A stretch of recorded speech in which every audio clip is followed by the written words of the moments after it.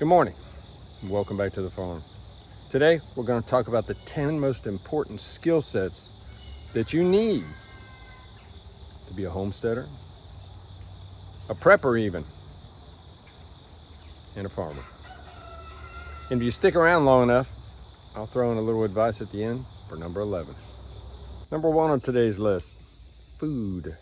You need to learn to grow some, if not all, of your own food. Now here, we grow about 80% of our own food, but for most of you, that's probably not going to be realistic.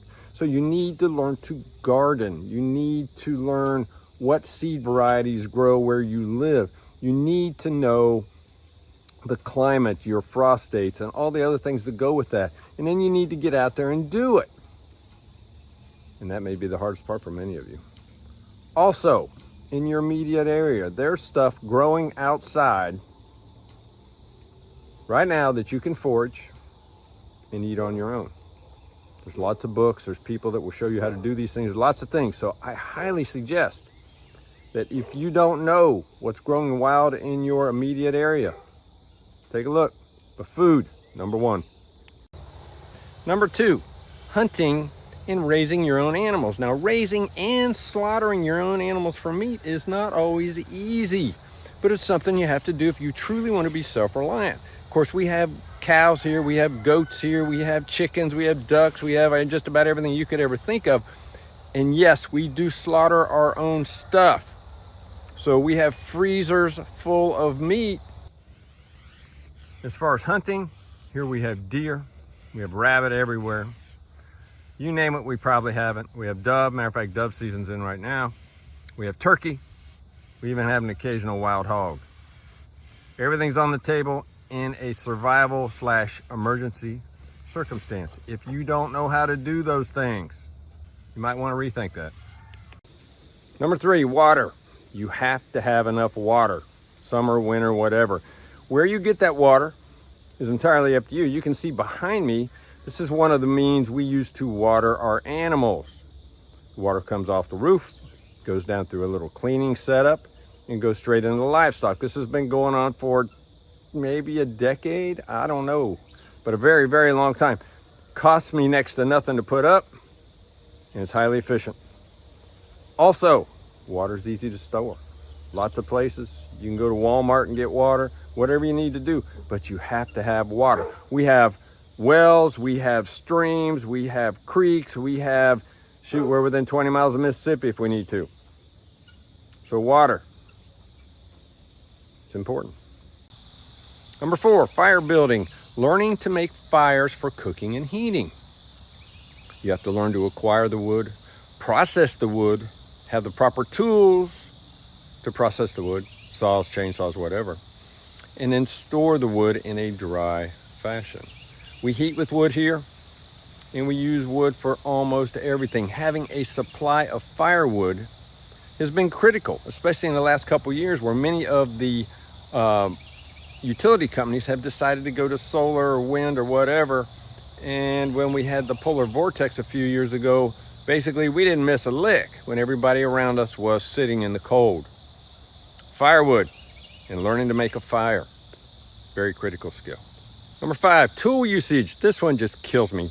When I was a boy, you were tasked to use every tool under the sun. Screwdrivers, hammers, wrenches, chainsaws, axes, whatever. Today, a lot of kids don't even know what a rake is.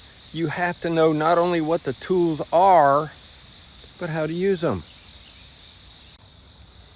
Basic construction. Number 6, you need to be a carpenter, a roofer, a fencer, a plumber, and be able to do basic repairs on everything.